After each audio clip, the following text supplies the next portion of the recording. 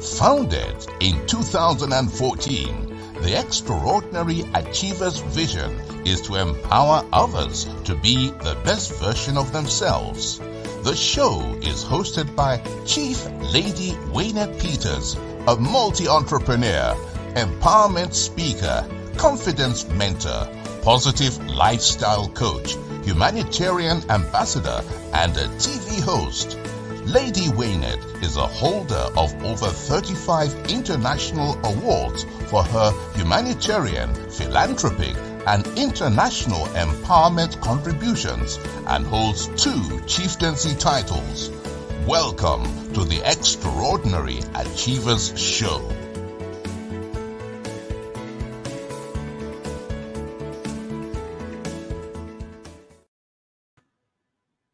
We welcome you back onto the Extraordinary Achievers Show. We thank you for joining us. And if this is the first time that you've joined us,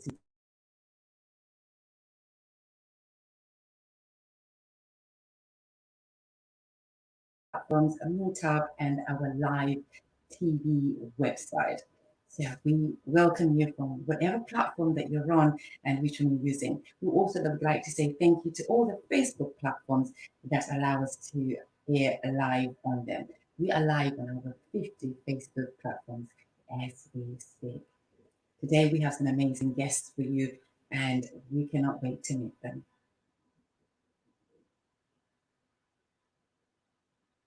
The Extraordinary Achievers Show covers topics ranging from mindfulness, awareness, self-development and empowerment, true stories and community interests and affairs, interviewing industry experts and individuals either that have overcome adversity or share knowledge to that which creates awareness. We work in collaboration and in harmony with other community enhancement organizations. Today we are talking about the Black man's future. As a black race, are we evolving in unity, or does the past still define African Caribbeans? Or is it merely an excuse and a label we place on ourselves? How can we successfully migrate change and define our future?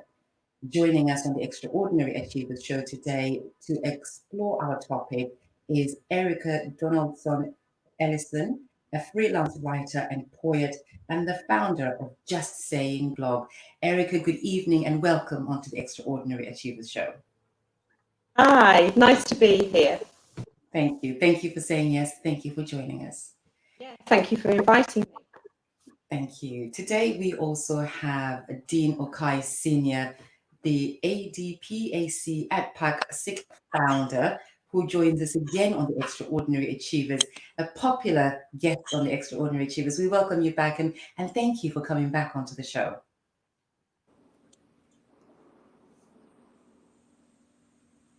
Dean, I think you might be muted. And that is, sorry, we have Chief Dr. Malcolm A. Benson that was on the screen. We apologize. We apologize. Dean, thank you. Don't worry. I'll be having words. I'll be taking docking of wages later. What can I do? Good evening. Thanks for inviting me on. Thank you. Thank you. And thank you for coming back onto the show. It's such a pleasure to have you back on the show again and to once again tap into your wisdom. And it's a very important topic that we're touching this evening. It's very pertinent as well. Absolutely, absolutely. I the minute that I thought of that topic, and you were the first person that I thought he would love to be on this one. We need to bring him back. Thank you for the work you're doing in the community. Thank you. We now welcome Chief Dr. Malcolm A. Benson, DPA LLB. And I think you are certainly Chief Dr. Malcolm.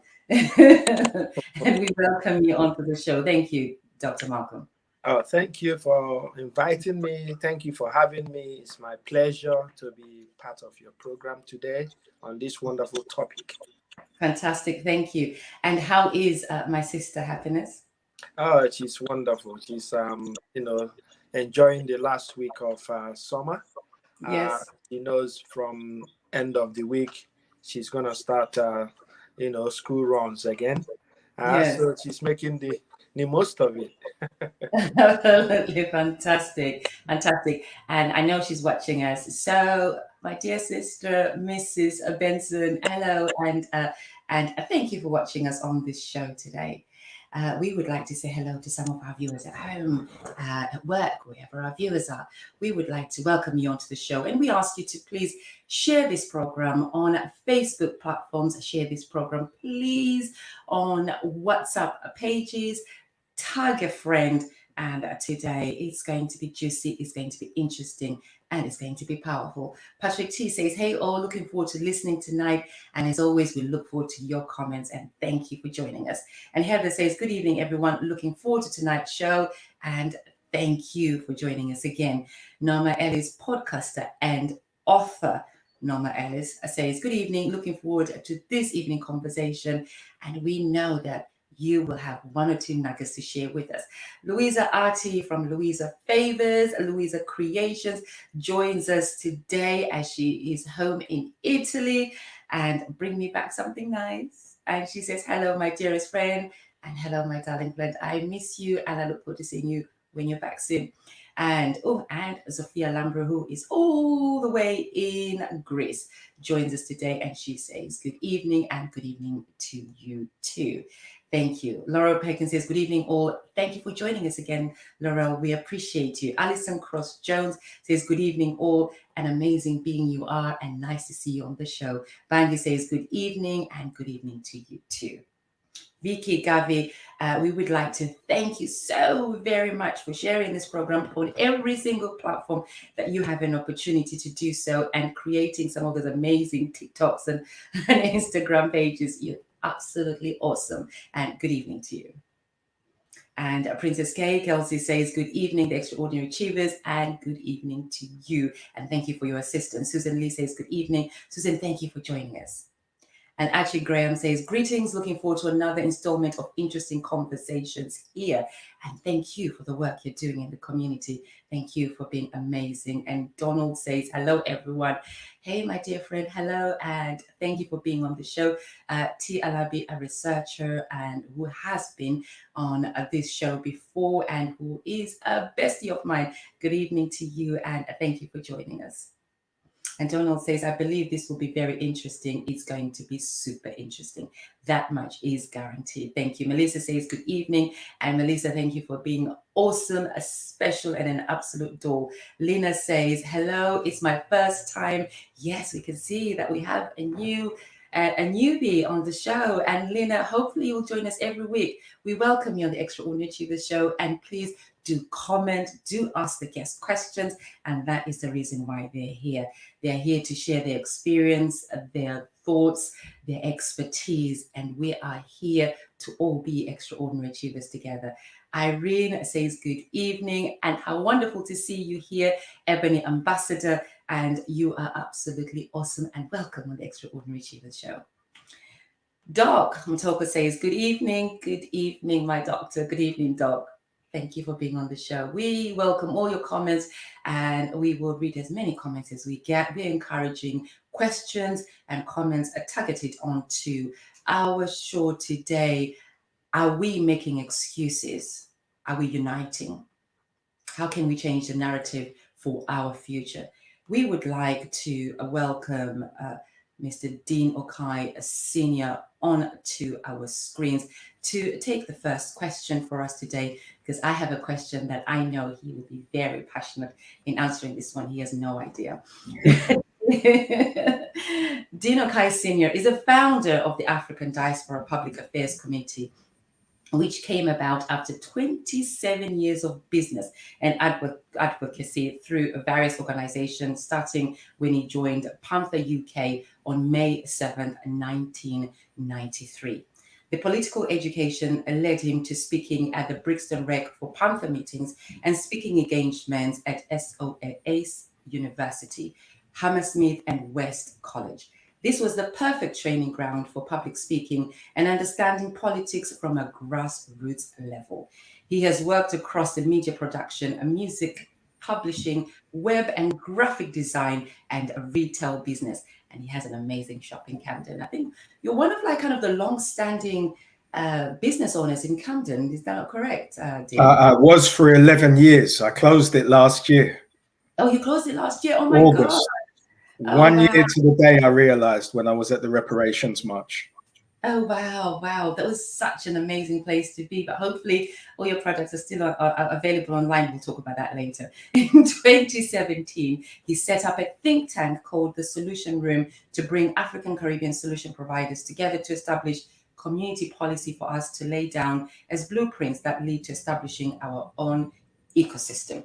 All of this activity involved in the collective institution ADPAC SIC, which was created to represent the African Caribbean population at a national level. Today, ADPAC SIC works with several organizations, advocates, and professionals to add value to identify and establish institutions that serve every African Caribbean need specifically. And it is my pleasure to be able to take an opportunity to say, watch this man. Keep an eye out for him.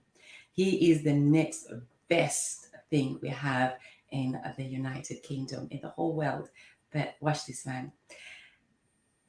Mr. Dean Okai Sr., are we black? Are we brown? Are we people of color, or simply African Caribbean? As I said, I know this is a question that you can do super justice to it. How should we be referred, and how should we look at ourselves?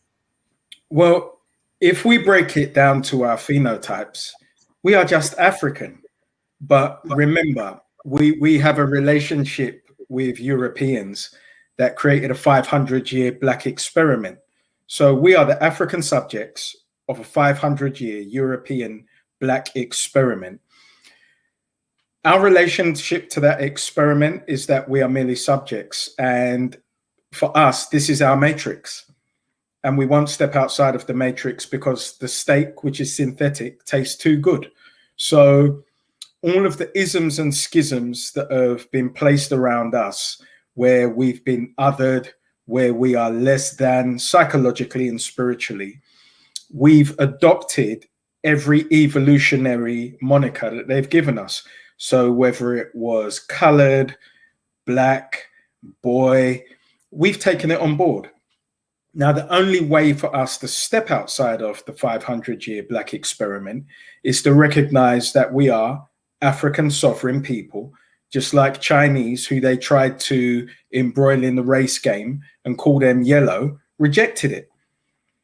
It's just like anything else that we see today. Social pressures will make the masses adopt, but there has to be an inner knowing that we are sovereigns. So until we step out of that black experiment, we'll be whatever they call us tomorrow. So when we're all tap dancing for BAME money, it's because we've become international prostitutes who do it for £1. Whatever they call us, term us, and deem us by their own sectionality to be, we will adopt because that's how they say they'll pay us. Rather than collectively, it just takes a small cabal to make a decision and say there's a vehicle over here that can not only carry everybody, but also acquire our share of economics to move forward our economic mobility. Thank you, and thank you, Mr. Dean Okai Sr. And we welcome comments on what Mr. Dean Okai Sr. just shared with us. His views, which I think are absolutely amazing, that we cannot be labeled as anything else but what we truly are. Mr. Okai, we'll be back with you shortly. We are now going to welcome Erica Donaldson Ellison, a freelance writer and poet, the founder of Just Saying blog. Born in the northwest of England, the daughter of Jamaican parents, Erica Donaldson Ellison is a child of the 1960s. A teacher, as well as completing her nurse training, she managed care services throughout England and Northern Ireland for almost 40 years.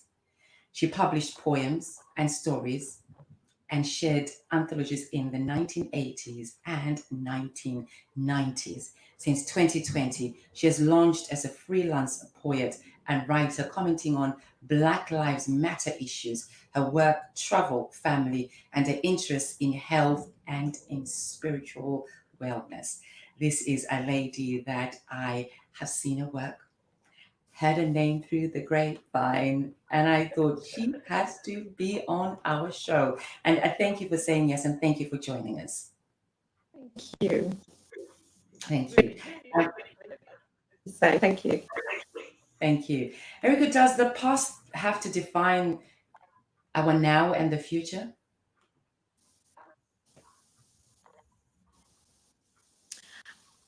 It doesn't have to define us, but I do believe that we have to be aware of it to move forward.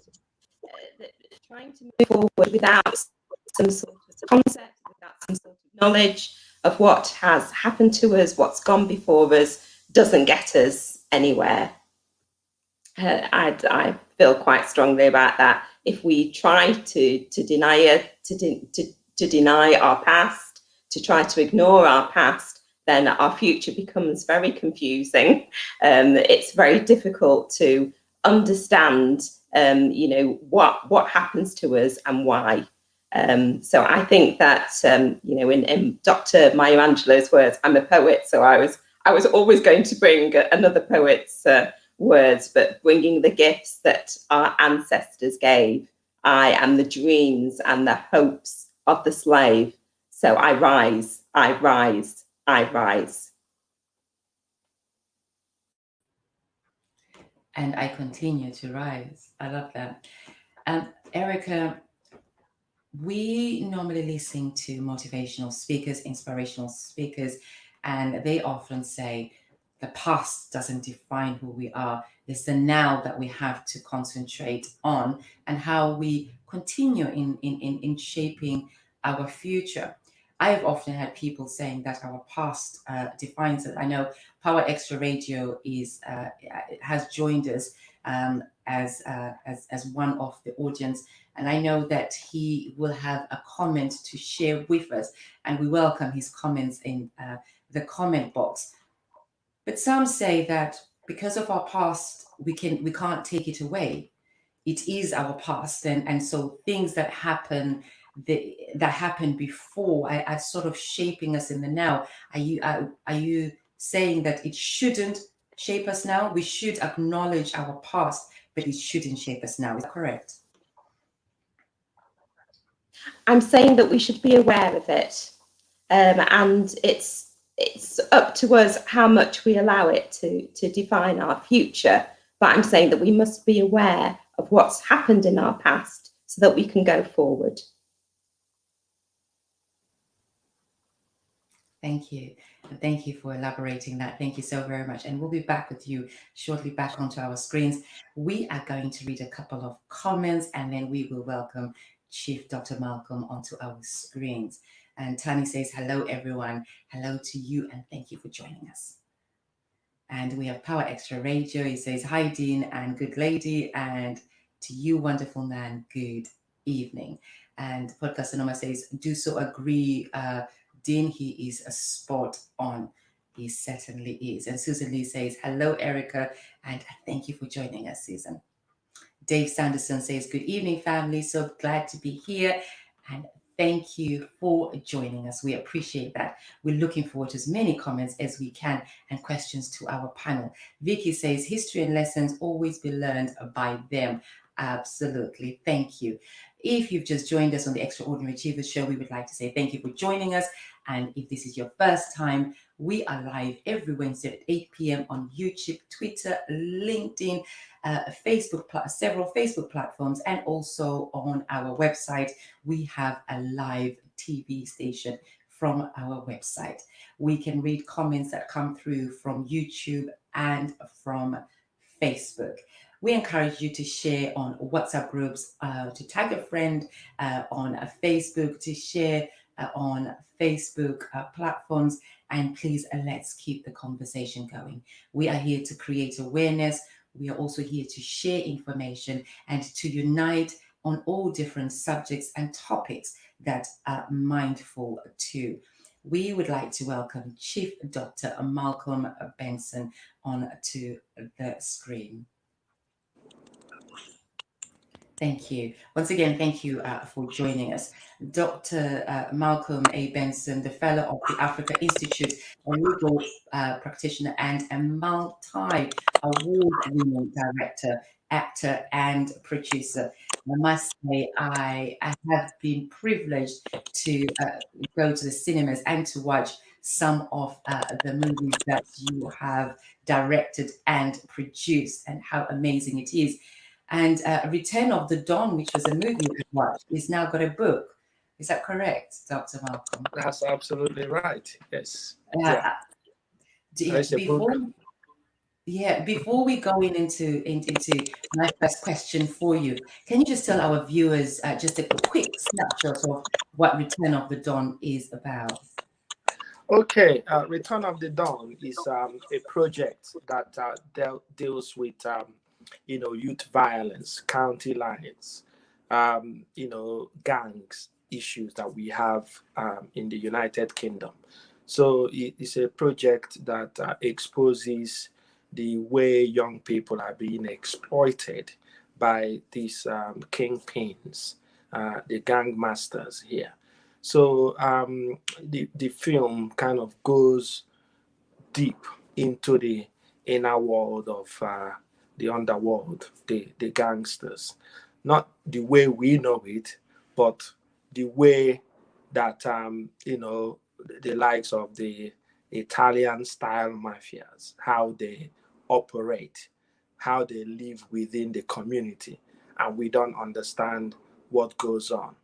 But, by the time you get to the end of the project, the film, you would see the subliminal symbolisms of how the story was told to, encounter what the characters, faced because of the choices and decisions they took along the line.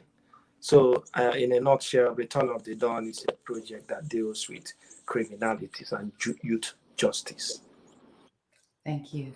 And that is in your own way of also giving back and creating awareness. And we are grateful for that. Dr. Malcolm, are we evolving united? Do you see us as African Caribbeans evolving united? Are we united? I don't think we are united. I don't think we are united. We are trying to be united, but deep down there are resentments regarding the way our forefathers treated their own race. I know for sure that personally I've witnessed. I'm from African background. I've witnessed my encounter with some like Caribbeans or Jamaicans and people that now don't necessarily see themselves as Africans. The way they feel like, and they even put people on the spot and say that our forefathers sold their forefathers during the time of slavery, and for that reason they have this resentment. So, which for me I find quite disappointing, because I cannot be held responsible for what people I don't even know did. I feel is repugnant what they did, and I continue to condemn. But I see that our children, or even say the community, they don't seem to recognize that we need to move on as Black people, as Africans. We are all Africans. As long as you're a Black man, a Black person, a Black woman, you are an African. And it doesn't matter how you see it, we need to kind of come together. Together we are even stronger. But if we carry on having this resentment, then we are divided. I must admit, I've got a whole lot of good friends from the Caribbeans, people that don't have, so I cannot generalize. But in actual fact, I cannot say, hand on my heart, that we are united. Okay, this is an issue that has to be addressed. We need to continue to work together to make sure that we don't let our past decide what our future should be. We are one. We are all Africans. We are all Black Africans. That's how I want to summarize it for now, so I keep within the 2 minutes. Absolutely fantastic. Thank you. We give our guests 2 minutes to answer the questions so that we can go back and ask some more questions, and we can ensure that we try and finish on time. So thank you. Dr. Malcolm, I agree with you that there sometimes has been a divide, and that divide was there more years going back. There was a big divide on Africans and Caribbeans, and yes, I have heard that the saying, Africans, you sold the land for a Bible and gave up our land for a Bible. So yes, those have been there. I think though it is getting better. We still have a journey to go, but it is getting better now that we are all visiting each other's countries and we're marrying more. It has got better. When we were talking about this show and I was discussing this week's topic with Tawela, she highlighted that there are claims that Niger, as in Niger, which we know as another word that we are not going to speak out. Apparently, I heard that Niger, Niger, was actually how it was formed for it to be Nigeria, and then put I and A after it. That's something that we can explore later on in the show. Doctor, thank you very much for answering, and we will be back with you again onto our screens. Thank you. We would like to acknowledge some comments that came in through. And we thank you for your comments, and we thank you for participating. Podcaster and author Norma Ellis says, the Jews make sure they keep their past history alive every chance they get, but Afro-Caribbeans try to keep our stories alive. We have a chip on our shoulders and we can get shut down. On that comment that Norma is making now on the Jews, I must say that the Jews, for me, I found to be very, very, very impressive. I remember the first time I encountered when I went to a hospital and found out that the Jews have their own hospitals, and they have built their own hospitals, and they have sections in hospitals, and they have their own ambulances, and they keep their money circulating. Their past certainly has not held them back, because they too have a story to tell. Let's read some more of your comments. Lina says, exactly, we need to show the white people that we are united for them to respect us. And there's a lot of essence in saying that. If you would like someone else to respect you, then we should love each other and respect each other enough so that we too can be respected. It is very true. Power Extra Radio, Master Moore says, education is very powerful. Everyone needs to be educated and we will move more powerful. Absolutely. And on the Power Extra Radio, there is a lot of power going there and moving forward powerfully. Thank you. And Norma says, our past does not define us, but we need to tell the story to the young generations. Absolutely. We need to tell the story to the young generations, but and empower them to be better. Absolutely agree. Power Extra Radio says, look not back in anger, nor forward in fear, but around in awareness. Racism is a business. We need to build a bigger business. That is absolutely really good. Look not back in anger, nor forward in fear, but around in awareness. Racism is a business. We need to build a bigger business than racism. Thank you. Melissa says, agree with you, Mr. Benson. We are still stuck in the past, making it easy to turn against each other these days. Thank you.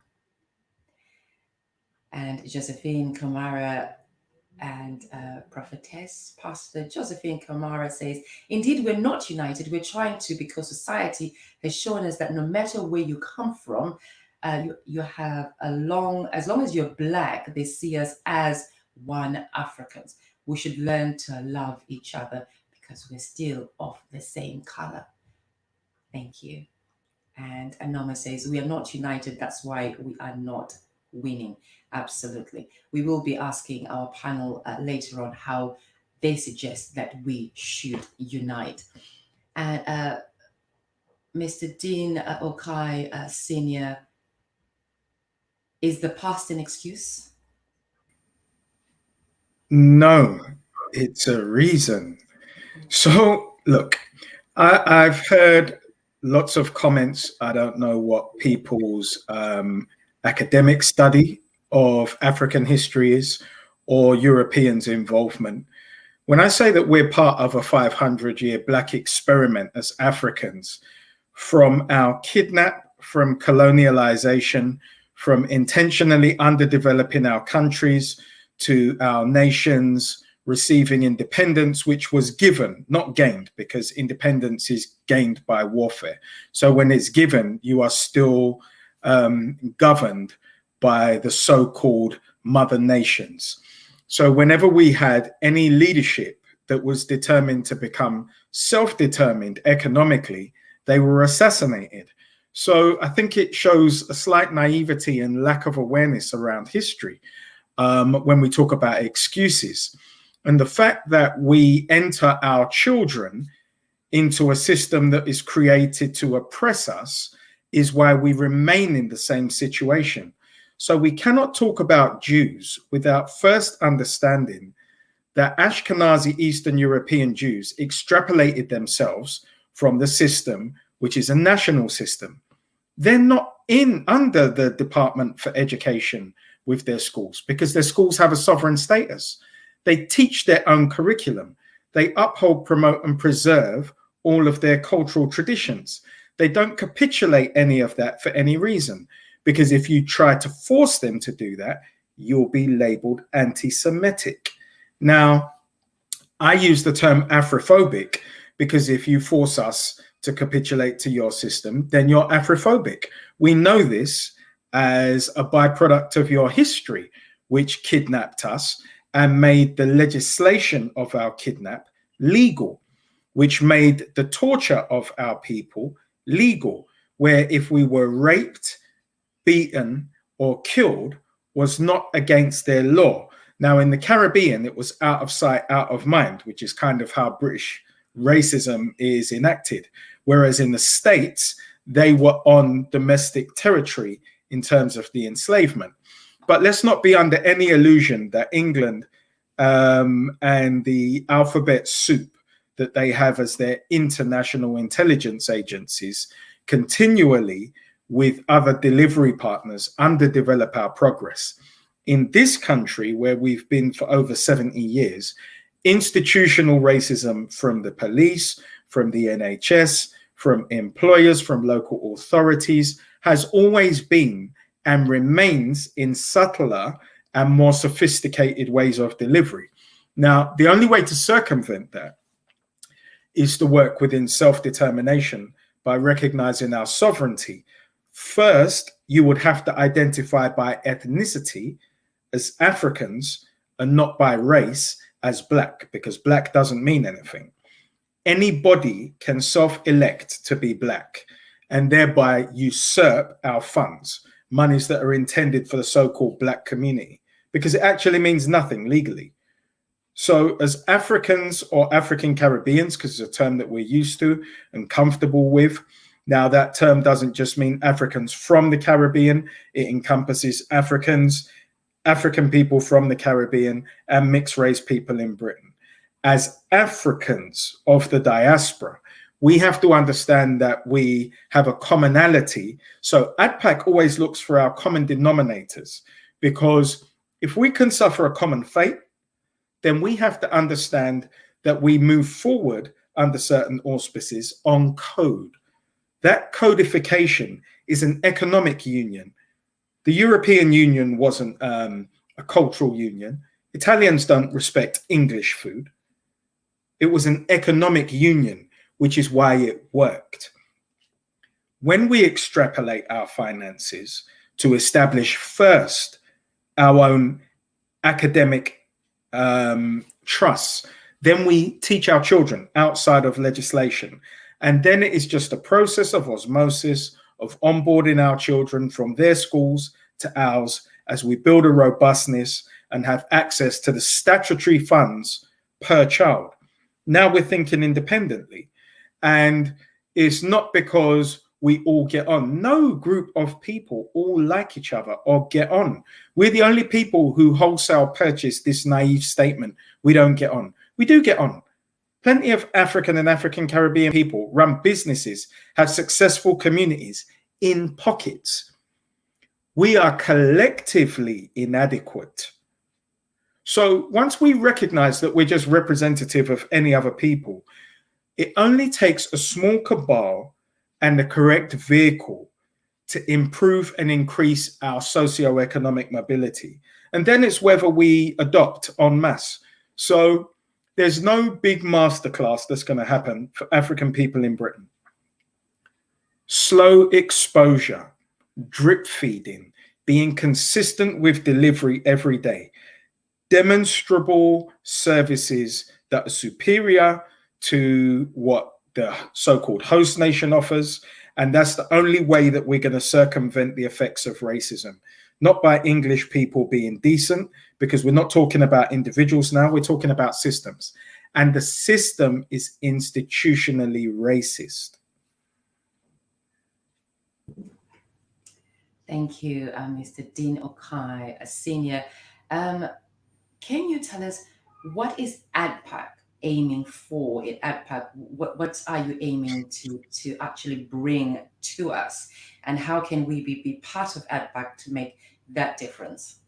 Absolutely. So ADPAC is an umbrella organization. We're not a grassroots organization to deal with the issues of the public. That is where we work with the grassroots groups to coordinate the activity. So as we establish chapters of ADPAC in our stronghold boroughs, so if you think Croydon, Lewisham, Lambeth, Southwark, Hackney, Haringey, Enfield and Brent, when we have our outlets there, for the public, it works like a citizens advice bureau where we signpost all of the delivery partners. And for the organizations, it acts as a CVS so that we build them to robustness, whether it's policies, creating all of the tools that they need to take part to be able to serve our population in the local boroughs that they operate.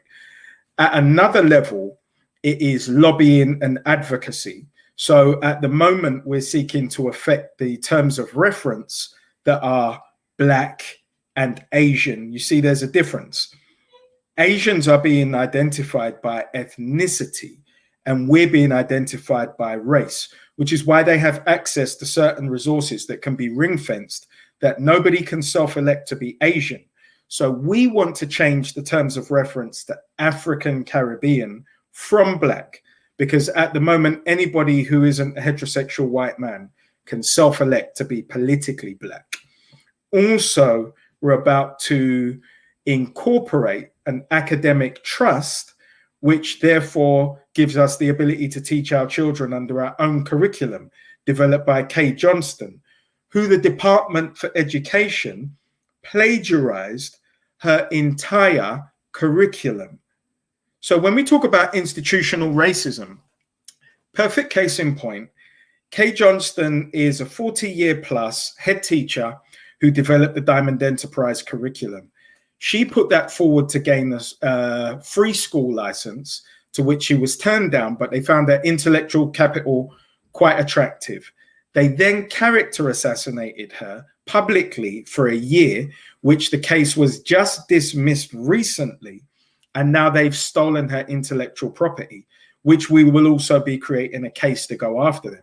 So by aggregating expertise that goes across economics, education, employment, health, housing, justice, politics, and in terms of politics, we support the We Matter Party with policy. So policies that specifically benefit us as African Caribbeans, but as we know, the nature of political parties, they serve everybody. However, we are seeking to create the parity that every other race experiences in the UK. Now, if you think about the Green Party, they create an environmental policy that government adopts. And without the Green Party, we wouldn't see the benefits of environmental adoption that benefits all of our health now. So we support them to do exactly the same for African Caribbeans in the UK, but then our brothers and sisters in terms of African policy and Caribbean policy through the African Union and CARICOM. Thank you. And we have some comments and a question for you. And the first comment is from Power Extra Radio. Master Moore said, well said, Dean. And thank you. And Patricia Bailey, thank you so very much for being a true supporter of this show. Thank you for sharing and thank you for being awesome. And she says, wow, well said, Dean. Good evening, all. Good evening, hon. And Holly says, good evening and good evening to everyone. This is such a powerful topic. Dean really has summed it up very well. And thank you. And thank you for your comment and thank you for joining us on the show. And J2E says, how can persons get involved in ADPAC in the local boroughs? So if you go to the ADPAC website now, adpac.net blogs, you can look at the local chapters and contact us from there. So there's a contact form in there and we'll follow up and contact you back. Thank you. Thank you, Dean. We will be back with you shortly. We are going to welcome back on our screens Erica, a freelance writer and poet and the founder of Just Saying blog, an amazing woman who has contributed to the community and to us all and served us and assisted us in the Black Lives Matter issues and is an amazing woman. And if you have not had her poems and Just Saying blog, you need to visit her. Absolutely. Erica, question for you. How do we rewrite our now and our future? How do we carry on in a positive manner? Right, absolutely. We have to work together. I think so many of us have worked individually, professionally. We've all been sort of going forward thinking that, we're doing our best, but in actually working together, joining with others, that is the way forward. We've just mentioned about the NHS and the institutionalized racism everywhere. I mean, women who are Black are 4 times more likely to die in childbirth. Consultants who are Black are not being promoted. I could go on, but in sharing our stories, in working together, in coming together, in fighting the system, that is where we succeed. With groups like Equality for Black Nurses, coming together, everybody who's experienced an awful situation in their real workplace, working together to fight justice. And I think that needs to happen in all aspects of our lives. So absolutely. If people can just share their stories, and that is the way that we can go forward. Thank you. Erica, we have a question for you. The question will be coming up on to our screens. And we heard what Erica said. We have to be united and we have to get together and we have to, in order to progress, we have to be united. Heather says, can we fuel our future with the pride of our true past? Can we fuel our future with the pride of our true past? Is that question for me? Question for you. I think so, because our true past is for me, we can have pride in our past. I'm just thinking of this wonderful writer, Andrea Levy, who wrote her book, Long Story, about how people triumphed in the awful degradation of slavery. And she writes about stories of positivity. Yes, you know, that we have to look at our true past to see how people did actually triumph over so many hundreds of years, and that's the way that they did it can give us pride, and that is what I try to write about in my poetry, being proud of our ancestors, and remembering that in our way forward. Thank you. Thank you, and we will be back again with you shortly. We are going to move on to Dr. Malcolm Benson. Dr. Malcolm Benson, in making your movies, in your production, and in the writing, in all that you do in creating your movies, have you found that you have been supported by African Caribbeans to the level that you would like to be supported?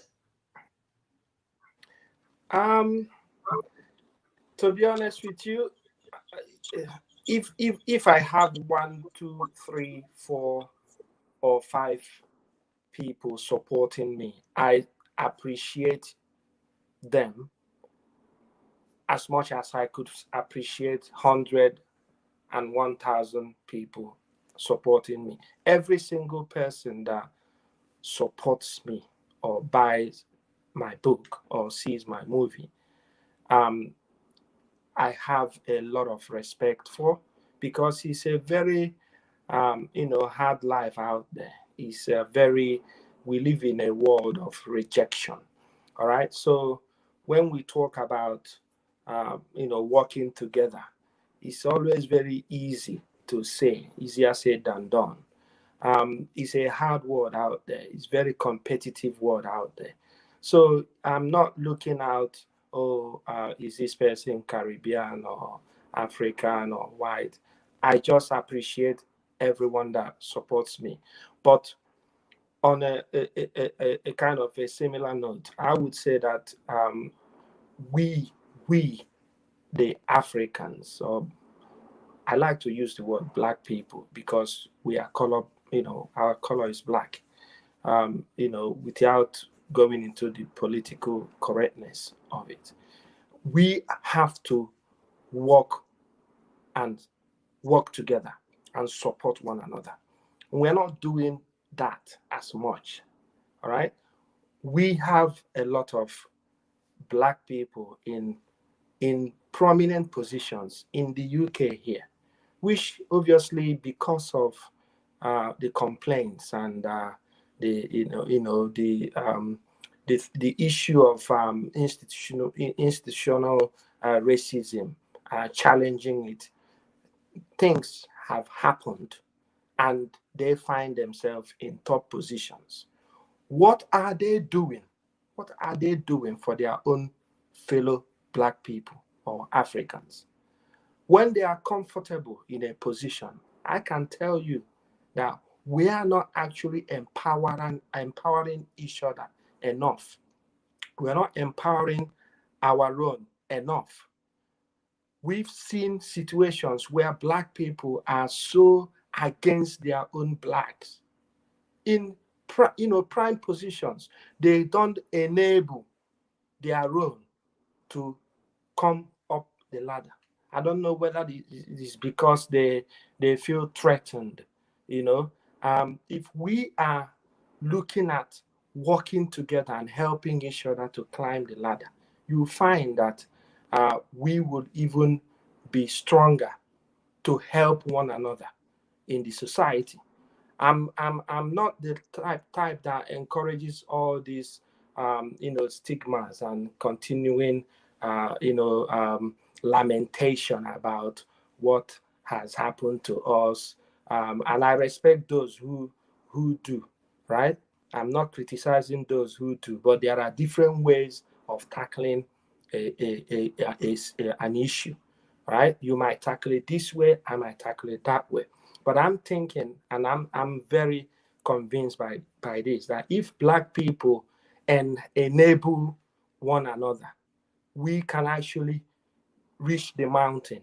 We can make things happen. But once we are comfortable in a position, we don't seem to look out for our own. I mean, compare the Indians. Look at how they work with each other and how they empower each other, and see what they've achieved in this country. I mean, they are not white people. Why are they able to get to the positions they are now? You know, but us Black people, we seem to always keep going back to what happened to us in the past, and we don't really do enough to change our situations.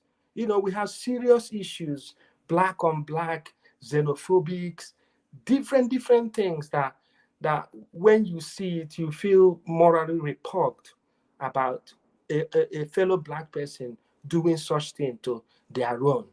And then you're looking at a white person to do more for you. We should stop looking at white people to do stuff for us and do it for ourselves. We need to empower our own. We need to understand that if you can't get it, make it happen for yourself. Thank you.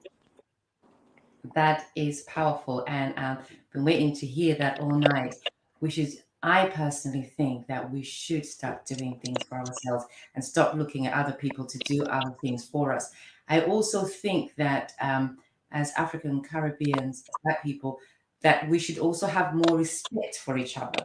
And if we are going to ask those people in position to either employ us or support us in any way, then we should also be more accountable and more respectful to that. I think that is another thing that we should do. We have some comments coming up on the screen for you. And Councillor Fumi, hey, Councillor Fumi, she's doing some amazing work. She said, well said, Chief Benson. Councillor Fumi has got an organization that she is fundraising for, and she's doing some great work in Nigeria. So if you want to be part of some international work and part of a fundraising to help the children and those that are less advantaged in Nigeria and going through adversity, please do click on her name and look at the work that she is doing. Amazing work, and I look forward to seeing you soon. And Noma says, do so agree with Doctor, and I thank you for that comment. Noma also says, we have come the long rider and feel proud that we are the only one in whatever position we are in. And I think there's two sides to that. Yes, there are individuals that have climbed the ladder and have really got up the ladder, and then they look down on everyone else. There are other people that have climbed the ladder, and when they reach out. Now, I'm a prime example, and I'll give you an example. I remember when I opened up a cleaning company for some of apartments to be cleaned. And this was full-time work. That was thousands of pounds per week. And then I tried to recruit family and friends first. The amount of excuses I had every morning on why they couldn't come to work or come to do the work was ridiculous. And I wasn't paying peanuts neither. I was also paying travel money. We were paying them travel money. We were paying them a good sum of wages per hour. So they were getting paid £12 an hour and travel money every single day. It equated to £15 an hour. And every day there were excuses. I ditched that and I went for another company. I went for a company that would actually supply us. So I think in all that we're saying, we should also be truthful in saying we let each other down too much, and that should stop. Let's see if there's any more comments that we can read together, Doctor. And Chuk says, well said, sir, if we support and patronize each other, the money and knowledge will always circulate amongst ourselves. And very well said. Thank you. We thank you for all your comments. And Dave Saunders says, it's wrong to say any Black person is comfortable in a high position. And true, we are saying that there are some that are very comfortable in a high position and not reaching out to others. And there's some reaching out to others and they're being let down. And happy, hey, Mrs. Benson says, well spoken, Dr. Benson. We all need to work together as Black people. And absolutely nice to see you, gorgeous. And we welcome your comments, we welcome your questions, and thank you, Dr. Benson, for your contribution. We are now going to go back to Mr. Dean Okai Senior. Mr. Dean Okai Senior, we have got a question for you. And then before we read that question that we have for you, I have got a question of my own. Was I grabbing my phone?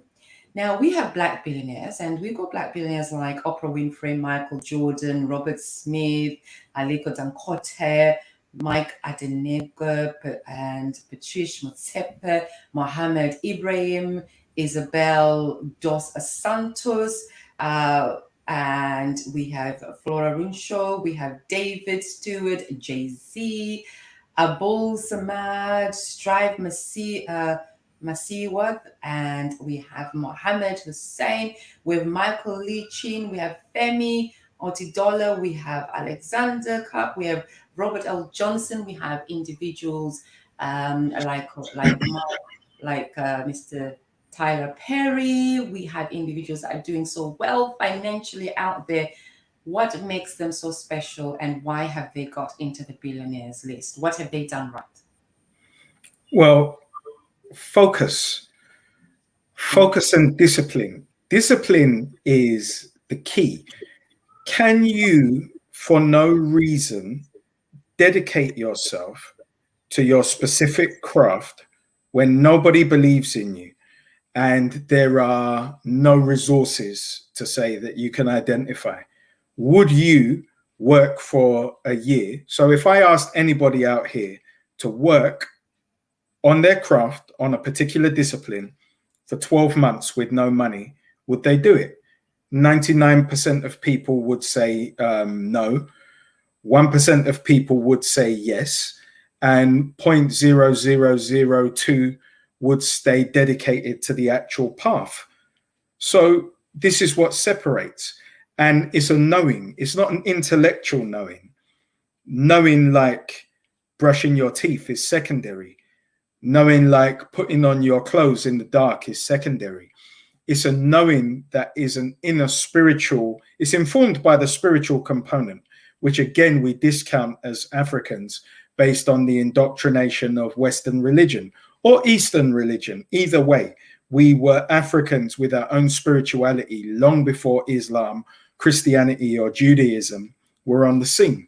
In any case, it is a fortitude that keeps one dedicated to purpose in true knowing of purpose. But the key in all of it is purpose. Thank you. And we have some questions for you. Thank you for your time. Thank you for joining us on the Extraordinary Achievers Show. Thank you for sharing on Facebook, on YouTube, from YouTube, and sharing with others. Thank you to our LinkedIn, our Twitter viewers. Thank you for sharing on WhatsApp platforms as well. We appreciate each and every one of you. On the Extraordinary Achievers, we are creating awareness. We are coming together so we can talk about all the different topics that either raise awareness or create awareness or work in partnership so that we can bring you individuals like the guests we have today so they can share their expertise, their experience, their knowledge, and their thoughts with us and get us all thinking. Bangi says, what is the racial wealth gap? Is it rising or is it declining? Well, race as a social construct is about creating racial hierarchy. So the point of institutional racism is, one, to maintain the racial wealth gap, but that gap is going to increase. So as opportunities, look at England now. After Brexit, we weren't actually privy to the fact that legislation changed around the naturalization laws. So if your mother wasn't born in this country, you're not even a British citizen. Never mind that you even have a passport. You can be deported if you commit the most minor of infractions. Now, because we're not aware of that necessarily, we don't even realize that racism keeps us in a particular position. Now, the more we become embroiled in the matrix, their system, the less we control over that racial wealth gap. The only way you can close that racial wealth gap is by creating parity. And to create parity, you have to own your own vehicles. So herein comes talking about Asians, talking about Jews, looking at Green Lanes and talking about the Turkish community. They own their own vehicles. This is what gives them parity with English people.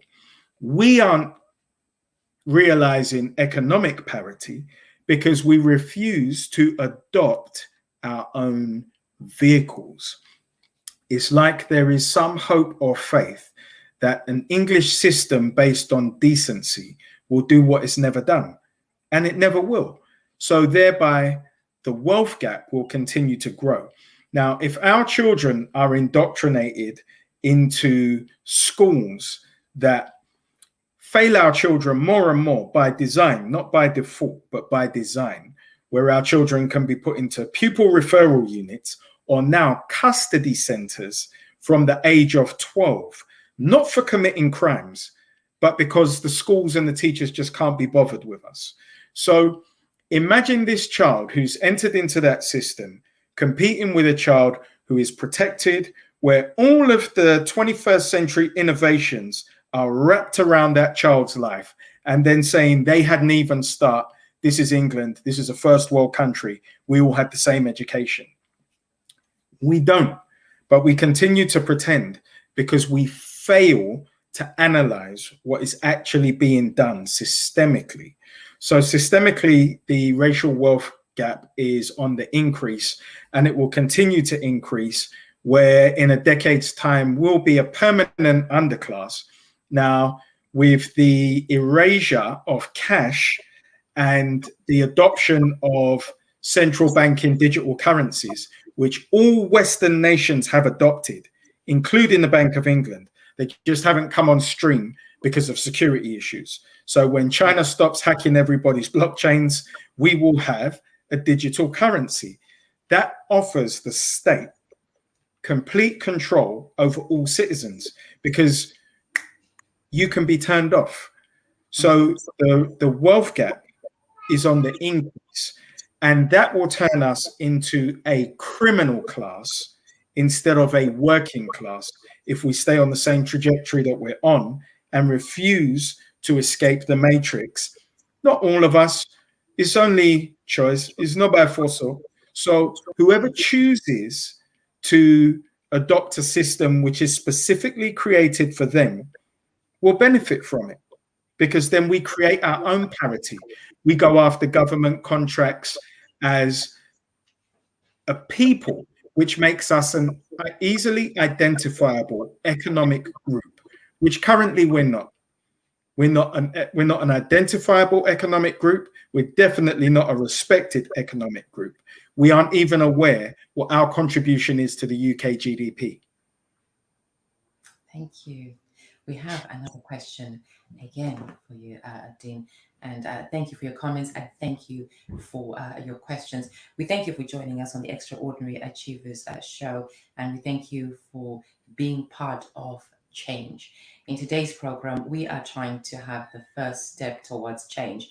Melissa says, is transracialism another reason for our downfall as a Black race? There's no such thing as transracialism. Race is firmly rooted.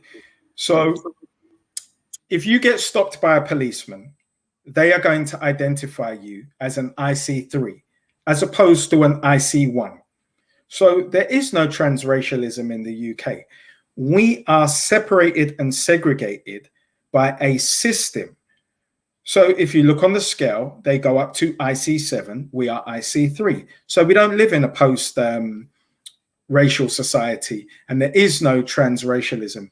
What we did, though, to weaken ourselves was enter into the system of adoption, which was championed by Martin Luther King. And that is one of the biggest reasons that we failed, because of slavery, and the resulting effects of having a colonial educational curriculum. We feel less than. So that makes us approval junkies. So no matter we came over in the 50s and experienced initial success through partners, self-determination in being able to purchase homes and create businesses, we gave it all away the minute England realized we were worth money and offered us bank accounts. So then they offered us mortgages at a profit, a huge profit, and then home ownership actually went down.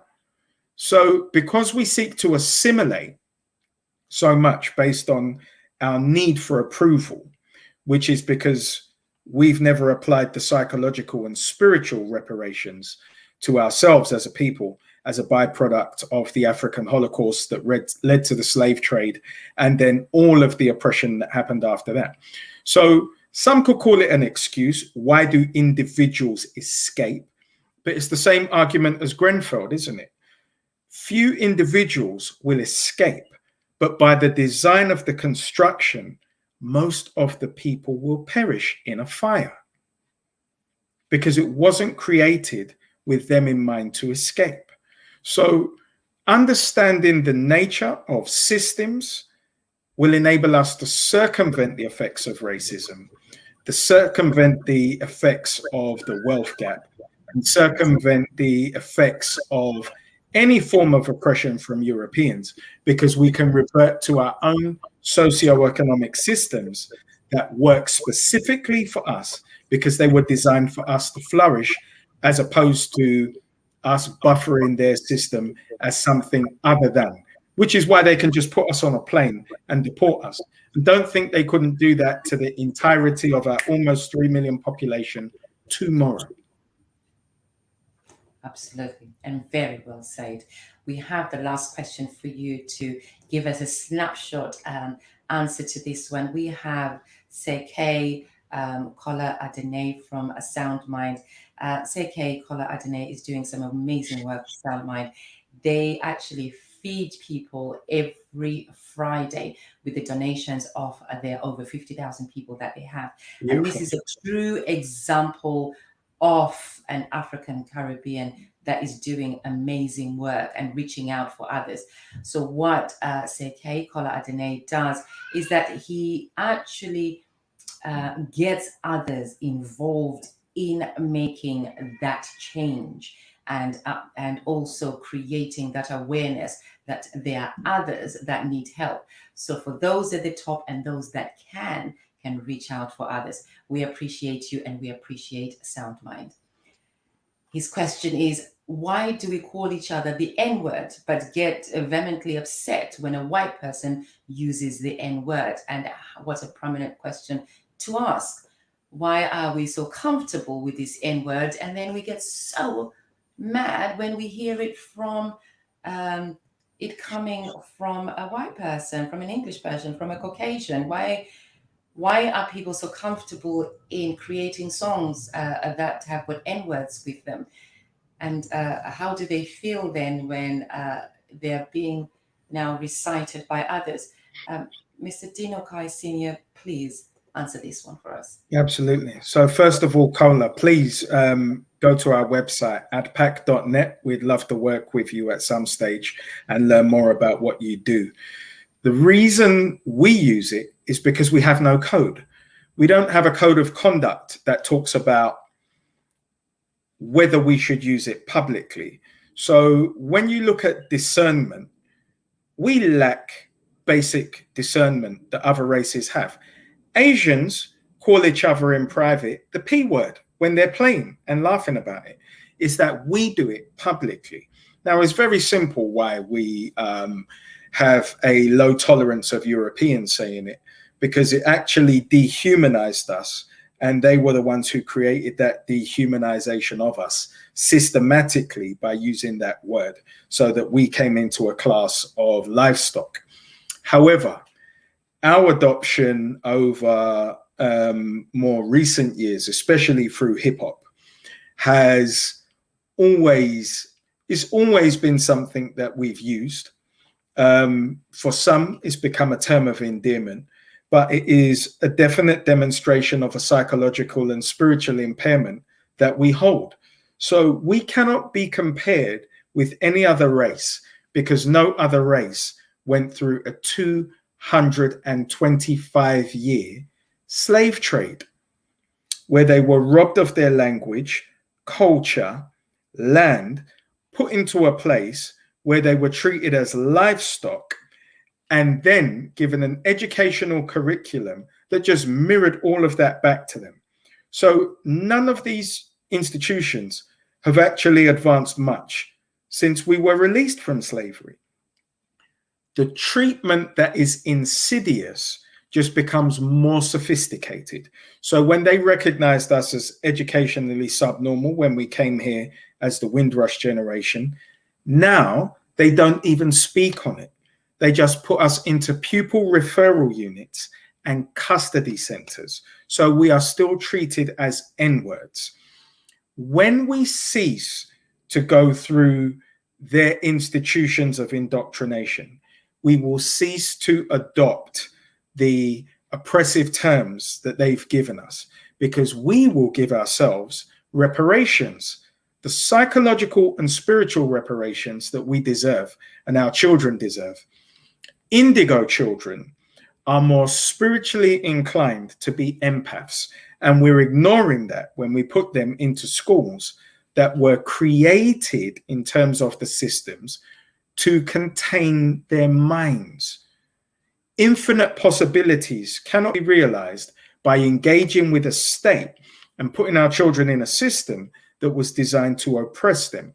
So let's not speak about Asians who go to their supplementary schools as a minimum, Jewish children who are in their supplementary schools as a minimum, but also in their full-time mainstream education with entitlement to statutory provision per child to make their educational institutes more robust. We can do exactly the same.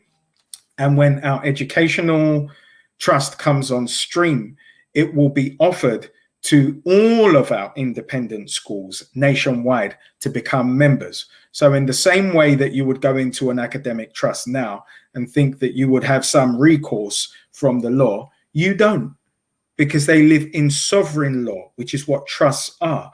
When we recognize and adopt the tactics that will protect us, we'll circumvent the effects of racism, we'll circumvent the indoctrination of our minds, and we'll escape a sickness that we've had for 500 years. Thank you. We've just been listening to Mr. Dean Okai Sr. In 2017, he set up a think tank called the Solution Room to bring African Caribbean solution providers together to establish community policy for us to lay down as a blueprint that led to establishing our own ecosystem. All of this activity evolved in the collective institution ADPAC, which was created to represent the African Caribbean population at a national level.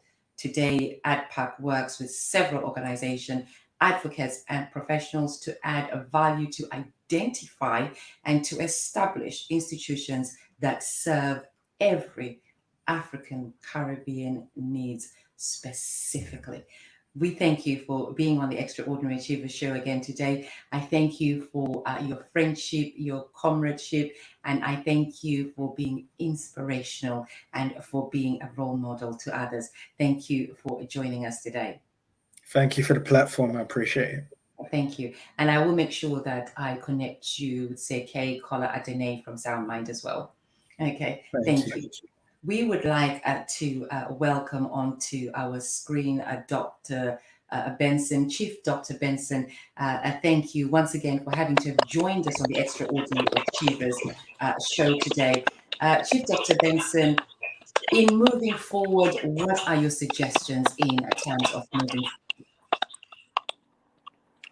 Well, I think Dean couldn't have put it any better. I've actually learned quite a lot from him today. I think, in fact, this show mostly could have been dedicated to him because he has quite a lot of insight into the issues.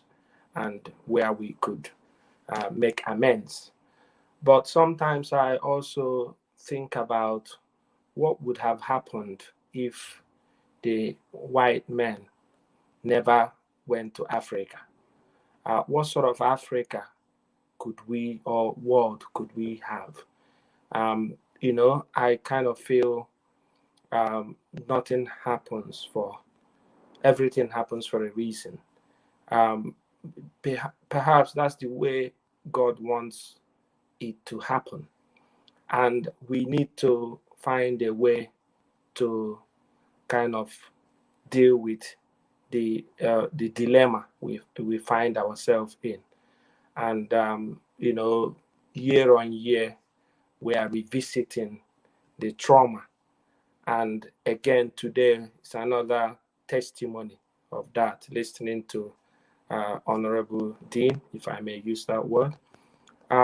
It's a time of self-reflection, but I think we need to, whilst we look back at where we came from, we need to kind of, you know, leave the past behind. Yes, we make reference to the past, yes, but continuously relying on what has happened to us or Africans will always leave that indelible mark within ourselves. And if we find that we are not achieving, we always think, oh, that's the reason. Okay, why are we not doing this? Oh, because we've been in slave trade, or we've been a victim of this, we've been a victim of that. That should not always be our excuse for not working hard to better our lives. We need to kind of find a way to, draw a line somewhere. It is very difficult, but by no means inevitable.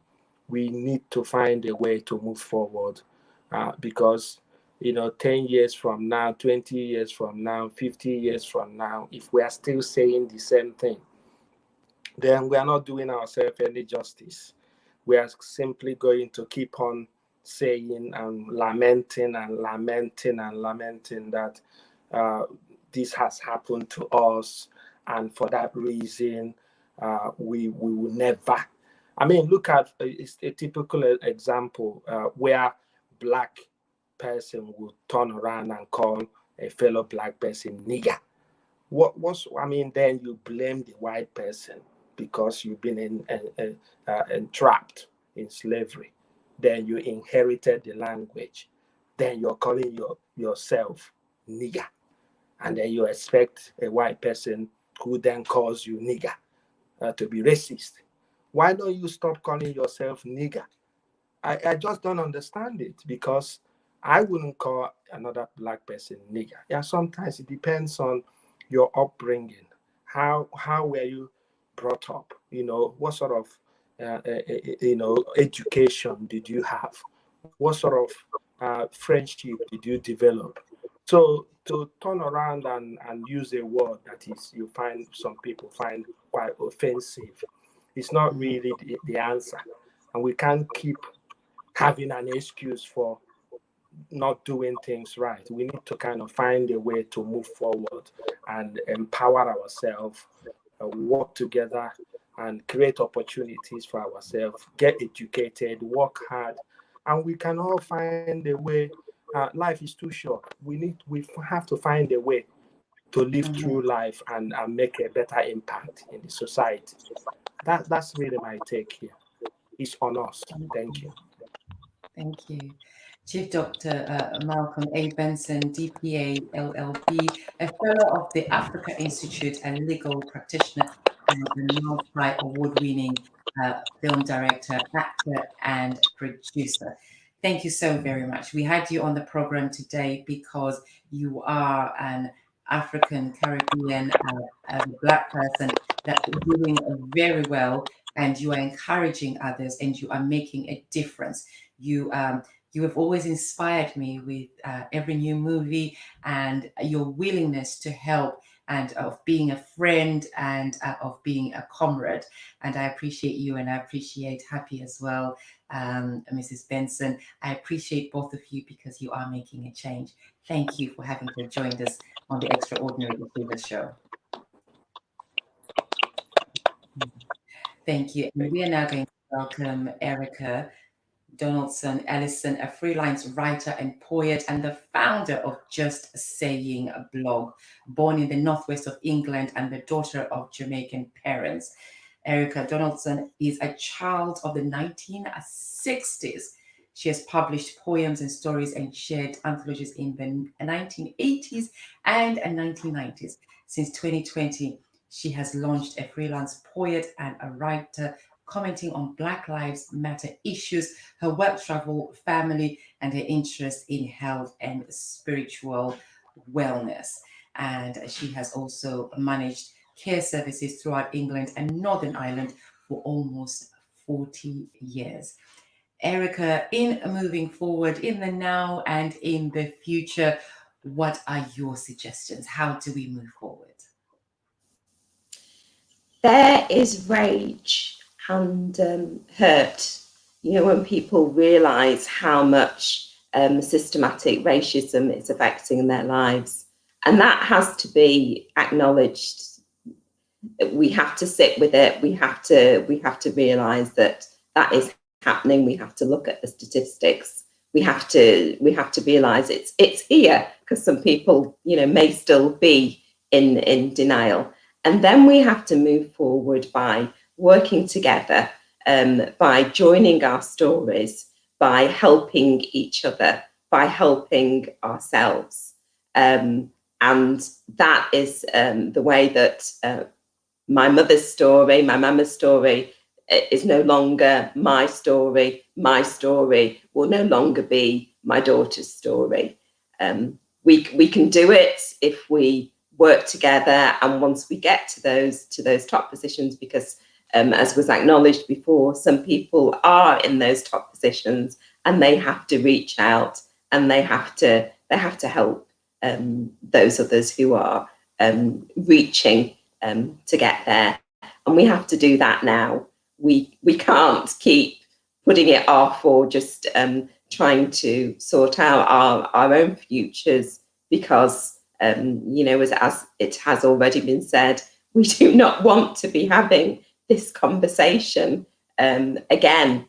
I do not want to, be sharing this conversation with my mother, who's almost 90. Saying, yeah, nothing's changed. Nothing has changed. Let's change. We know what the problem is. We know how to get around it. Let's do something about it, and let's not just plan to do something about it in terms of organising structures and things in the future. Let's those professionals and those workers who are in the schools now, who are in our education systems, who are in our NHS, let's do something about that now, today, not just plan ahead to do it in the future. Let's do it today. Let's do it today. Today is the beginning of change. We thank you so very much for having to join us on the Extraordinary Achievers Show. We thank you for your time. And if you have not seen her blogs, you need to visit. And we thank you, and we look forward to welcoming you back on another episode in the future on the Extraordinary Achievers Show. Thank you. So we are going to read some text messages. I received some text messages. And whilst we're waiting for the text messages to come up, I'll tell you about next week's topic. Next week's topic is the success of Black-owned businesses, the success of the African Caribbean owned businesses is our topic for next week. Now let's have a look at some texts that we received earlier. We had a text from Juicy Topics that was from Mary Reid from Mindset Reset. And we also had a text from Sean Bishonen from Jack Royal Seasoning. And he said, let's hope that this is a precursor of improvements within our community with practice as well as theory. We thank you for that. Another text came in from Minister Vonai Inspired Kaya, and she said, real questions that we are asking ourselves today. We thank you for your text messages. And we had a text from Sean Henry the Barber, and he said, parents need to forgive their ancestors, their forefathers, as we know what they have done to, so all we can do is to ask the Creator to forgive them. So we should be asking for forgiveness for what's happened to us, and we should be moving on, is what he says. Now let's read some of your comments as we are coming to the close of the show for today, and we look forward to seeing you next week at 8 p.m.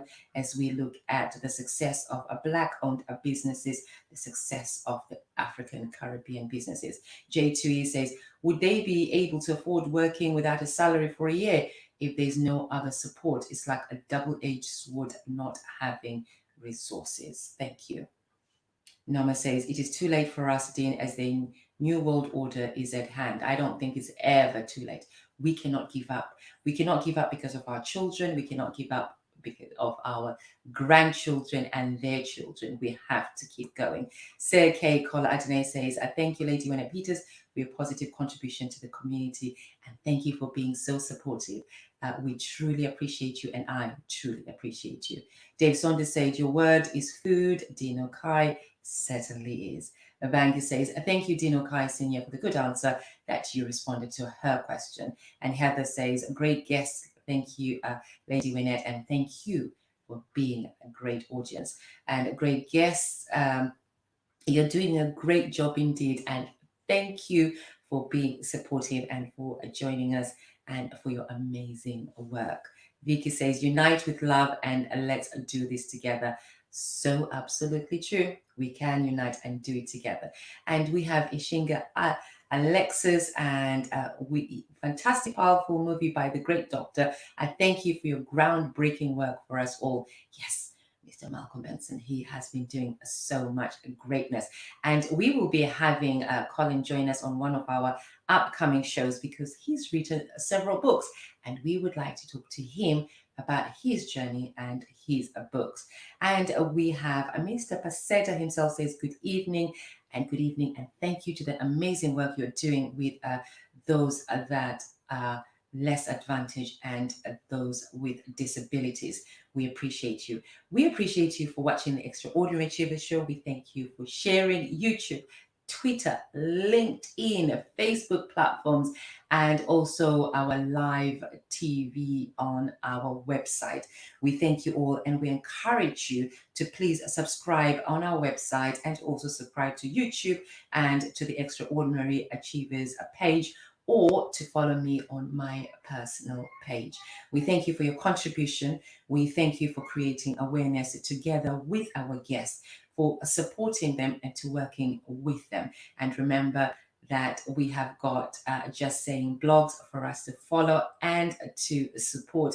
We have Dr. Chief Malcolm Benson with his movies, and he has his book available on Amazon, and we'll also be putting some links in the comment box below. We also have AdPack founder Sir Dean Okai Senior, and he has AdPack, and he's saying visit the website, join in, and this is the beginning of change. If we want change, we cannot continue to talk about it. We have to do something about it, and today is the day that we make that change.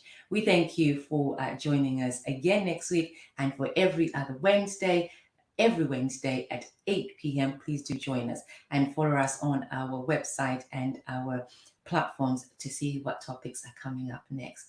We thank you and have a marvelous time. Without you, it wouldn't be the same. So please keep tuning in and keep joining us. Thank you and good night.